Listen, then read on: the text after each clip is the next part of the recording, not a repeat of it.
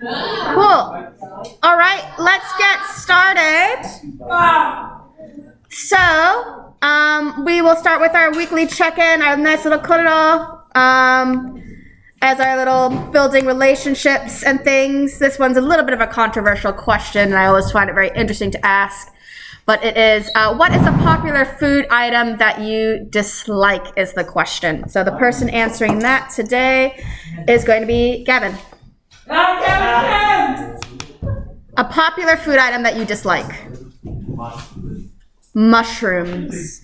I feel like that's a pretty fair one. That's a common one. But I can also understand that it's popular because I love mushrooms and I'm very upset that you don't like mushrooms. But I know a lot of people that don't like mushrooms. I think mushrooms are delicious. All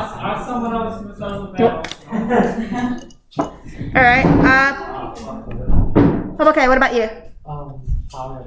Taro. You don't like taro. Like any form. Huh, interesting. But it's just like a sweet potato. Still don't like it. Just don't like it. Tastes like nothing. It's like potato, but not as nice. But do you like potatoes? Do you like kumara? So it's just kumara's kind of like it's edging towards the taro side of things, so it's like not as great. I find that kumara I really like, but it depends. I only like the orange one because I find the other ones don't have a good texture. It's also a texture thing. All right, for me, my popular food item that I don't like is chocolate ice cream. I just feel that chocolate ice cream is overrated, and I feel like you're compromising on both the chocolate and the ice cream. Chocolate ice cream. Nah. I'd rather just have vanilla ice cream or a cookies and cream or just anything else, not chocolate ice cream. All right. And then the micro goal for this week, Artemis, what's your micro goal? Sleep at an earlier time. Sleep at an earlier time. I think that's a good one. I think I'm probably in the same boat. I feel really tired and I probably need some more sleep. All right. Anything else that anyone wants to share before we move on? I have to reset the jar. Ruben, do you have anything you want to share before we move on?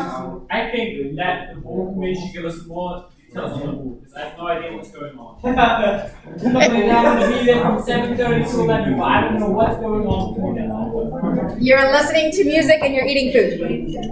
We're eating. Wait, Miss, are you going? Yeah. What's the fun food? What about that? Okay. So from my experience going to balls, there's dance time, socializing time. There's food that's served, dinner gets served, and it's usually buffet style.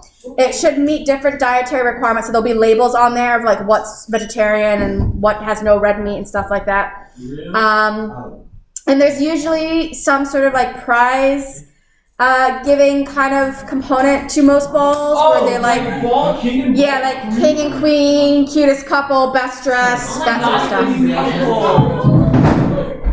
That's for all single. Agreed. And then more dancing. It's usually just that. Does that help clarify what to expect on Saturday? Make sure as well, since we're talking about, anything else to share, that you get your permission slips in to the front office. There's a handful of people that have not returned their permission slips and have paid, and you're not going to get your deposit back, and you won't be able to go without a permission slip. So, and I have a list of names, so I'll check that list. You're going to get your ball tickets on Thursday. Yeah. Yeah, because we don't have school on Friday. Well, I have school. You don't have school. Oh, yeah. Teacher only day. Let's go. Yeah? All right, moving on. Cool. Let's talk about our learning journey. Again, I forgot to. You guys learned about Eternal, and you guys did some practice on the Eternal sort of format, and we talked about the practical component. Be mindful there is that written kind of report section as well, but it's really kind of short and brief just to kind of complement what you guys do for that report. The other thing I should remind you guys is that we will be starting the assessment on the Thursday that I see you guys this week. Yes, I see you on a Thursday.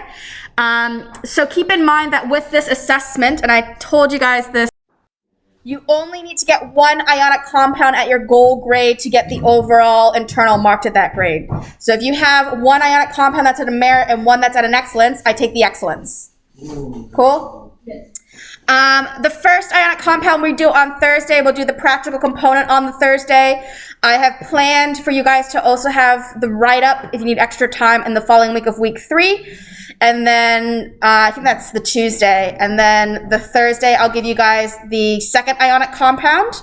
And then we have, again, some more time in week 4 for you to wrap up anything that you need to do written. But I don't know if you guys need all that time. We'll see how you guys go.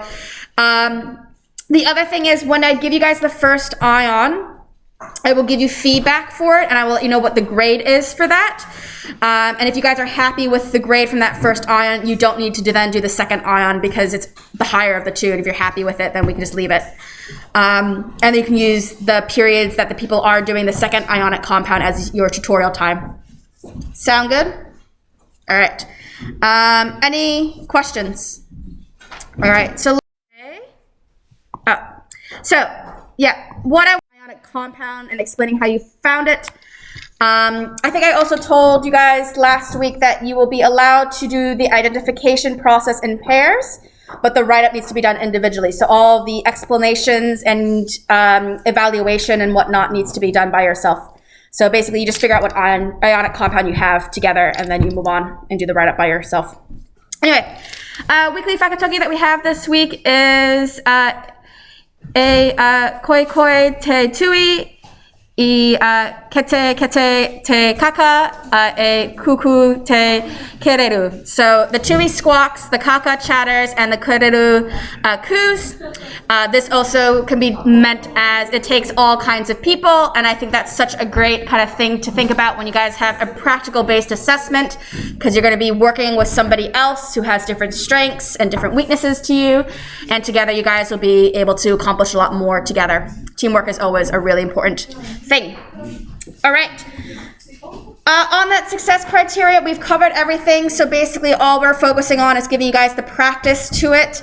Remember that in class, I'll give you guys the practice with the equipment and materials, but there's lots of stuff online for the Mahi choice that you guys can do remotely or at home as practice. Sound good? All right. So from my judgment from last week, did everybody get the cat ion identified? For the most part? Did you guys get the anion done? Yeah. Some of you guys yes, some of you guys no. So what I will do is I will put out the practice ones you guys did last week to finish up. I will also, for those that are done with the first ionic compound, put out a second ionic compound for you guys to identify. If you guys need extra sheets for the template, I'll also put those out so they have plenty of extra template sheets as well. Cool. So go ahead and get your goggles. I think most of you guys have your boxes preset, so you're basically ready to go. You have the whole period just to practice identifying ions. At the end, I will do a little debrief to highlight common mistakes.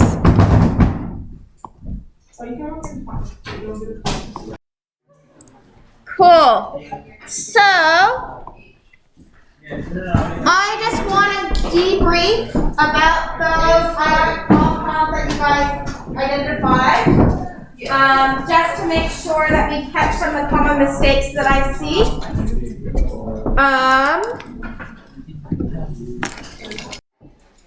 All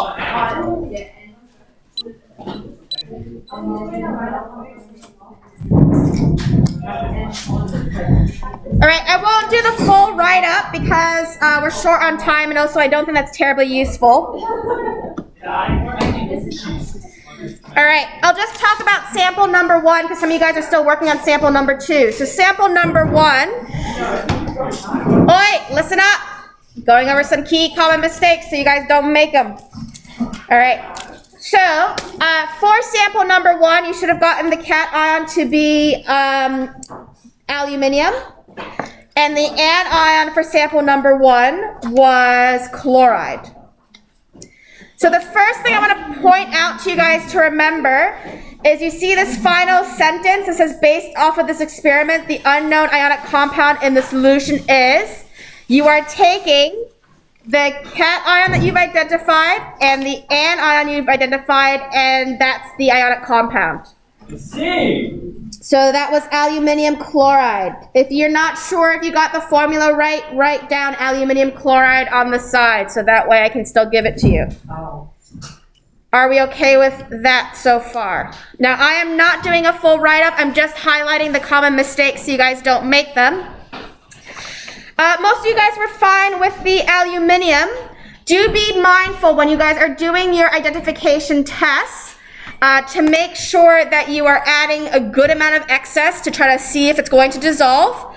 Some of that also might be not adding a whole lot of your unknown sample, because then you're going to have a lot of precipitate to disappear. If you are not sure if something's disappearing or not, and you think you might have gotten the ratios wrong, get yourself a clean pipette, pull out some of your sample, put it into a new test tube, and add some more ammonia or add some more sodium hydroxide, so that way you really can give it a good shake. Double and triple check things. Give it, like I said, a hard shake. You can take some of the unknown sample, move it, and make sure you get it all. But most of you guys were fine with that.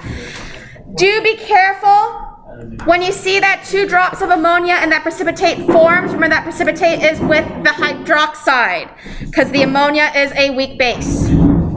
Are you okay with that so far? All right. Just watching our time. All right, for the chloride, this is just an excellence note for you. So, with the cations, there's lots of complex ions there for you to identify and for you to then write their equations. The anions, there is only one complex ion, and I want to point it out to you guys because it's a bit unusual, and it's right here with the chloride. That is where that complex ion is. Now, if you guys look at your complex ion list, there is no complex ion on there that has the chloride there. So it's not actually anything to do with the chloride itself. It has to do with the precipitate. So if you guys were thinking about it, there was a silver chloride, and then there's silver iodide as my 2 options for that precipitate. Are we good so far with that? I then add ammonia to the solution to see what's going to happen. Now, in the case of the silver chloride, the ammonia can displace it. So can displace. Do you guys know what displace means? Yeah. You did displacement reactions last year. It means that it can take it off and remove it. And since it can displace it, it's going to form the complex ion with the silver. So you have the silver with the ammonia.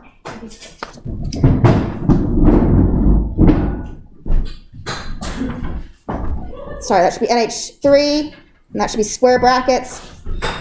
So it can displace it to form the complex ion, which is soluble. Are we good? Yeah. In this case, it can't displace it. So it can't displace the iodine, and so the precipitate remains in that example. Are we okay with that so far? Yes. So just keep that in mind with that complex ion, that the complex ion is in fact with the ammonia, and what you're trying to do is you're showing that the chloride gets displaced. Obviously, that's not the equation you should be writing. When it comes to the equation, start with the complex ion that forms.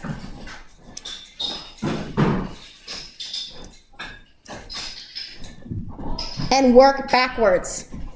So I see that I have a silver, and I have ammonia, and I have 2 ammonias. So that is your complex ion equation. Okay?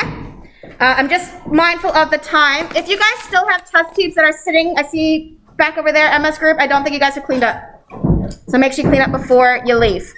And I'm happy if you guys want to stay into break. I'm happy if you guys want to come before after school or come in and at a different break. Just send me a message so I know.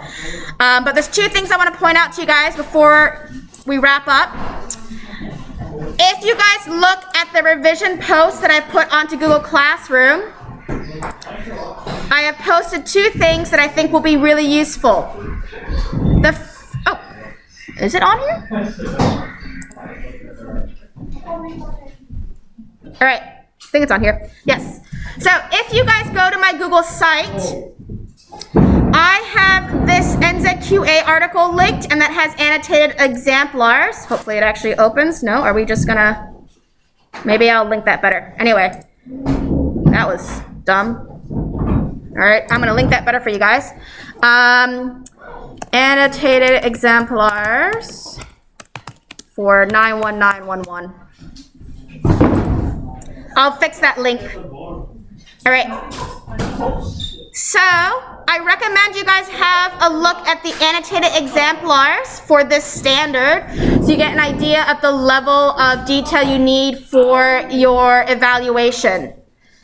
So you see here, they're explaining things. They're saying that precipitates form of different colors. They're also talking about, solubility with the exception. So those are kind of the level of detail I'm looking for. So if you want some examples of an achieved, a merit, an excellence, and a not achieved answers, NZQA has them. I have also put on here an example from our class itself, which I have marked at the excellence level. It is a very good example of showing that level of detail. So say, for example, it's not sodium or ammonia because there's no precipitate forming and these guys are soluble. It's not these guys here because those are colored precipitates. It disappears because a complex ion is formed. I put a little bit of notes of stuff that I want a little more detail on, but this student did a really good job linking in the solubility rules and also explaining what it is not and why. So if you want an example of something that I've marked at excellence, this is the example of something. All right, cool. Let me know if you have any questions. Comment on any of the Google Classroom posts. If you guys want feedback on anything, you can put stuff in my box and I can give you feedback there too. You're welcome to stay into break time if you want to keep practicing. Make sure you clean up all your test tubes before you return them. All right, so just to summarize, you guys should be able to identify an unknown compound and explain how you found it. If you are struggling with this, but you can't make it in to do practice, you can always do the Mahi choice, and there's Science Scribe, there's SciPad pages, there's ESA pages. All of those will help you practice the write-up. You could also pick any ion on the flow chart and just do a dry write-up as well. All right, that's it.